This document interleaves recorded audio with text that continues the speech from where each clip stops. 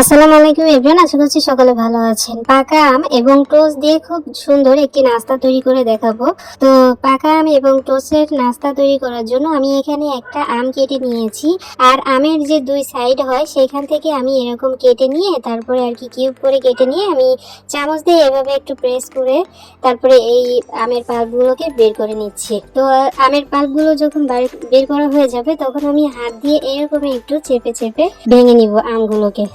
আমাদের আম যখন ভালো মতো ভেঙে নেওয়া হয়ে যাবে তখন আমি এখানে দিয়ে দিব আগে থেকে পানিতে ভিজিয়ে রাখা টোস্ট। আপনারা চাইলে মানে লিকুইড দুধের মধ্যেও কিন্তু ভিজিয়ে রাখতে পারেন। আমার কাছে দুধ ছিল না, এজন্য আমি আর কি পানির মধ্যে দিয়ে তারপরে আর কি ভিজিয়ে সফট করে নিয়েছি। আমাদের টোস্টটা যখন ভালো মানে দেওয়া হয়ে যাবে তারপর আমি এখানে দিয়ে দিব আরো কিছুটা আম। আমি একদম ছোট ছোট টুকরো করে নিয়েছি। একদম ছোট ছোট টুকরো করে এখানে আমি কিছুটা আম ব্যবহার করলাম। এখন আমি এর মধ্যে দিয়ে দিব 2 চামচ মতো গুঁড়া দুধ, তবে আপনারা চাইলে আর একটু বেশি করেও কিন্তু দিতে পারবেন। আর আমি এখানে দিয়ে দিব 1.5 চামচের মতো চিনি। টোস্ট এবং আমে যথেষ্ট পরিমাণে মিষ্টি, এজন্য আমি মাত্র 1.5 চামচ মতো আমি এখানে মিষ্টিটাকে ব্যবহার করেছি।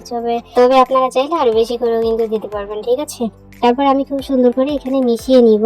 আমি নাস্তায় মানে সন্ধ্যায় এত পরিমাণে খিদা পেয়েছিল, তো আমার মাথা থেকে এরকম একটা আইডিয়া বের হলো, এই জন্য আমি আপনাদের সামনে শেয়ার করলাম। ভাবলাম যে একটু শেয়ার করি। তবে যেহেতু রাতের আলোতে ভিডিও তৈরি করছি এই জন্য খুব ভালো একটা কালার আসেনি, তবে দিনের আলোয় করলে কিন্তু দুর্দান্ত একটা কালার আসতো। তো অবশ্যই আপনারা ট্রাই করবেন, ঠিক আছে। আর এখানে অবশ্যই লিকুইড দুধটাকে ব্যবহার করতে পারেন। তো পাকা আম এবং টোস্টের রেসিপিটি কেমন লাগলো অবশ্যই আমাকে কমেন্টস করে জানিয়ে যাবেন। ধন্যবাদ সবাইকে।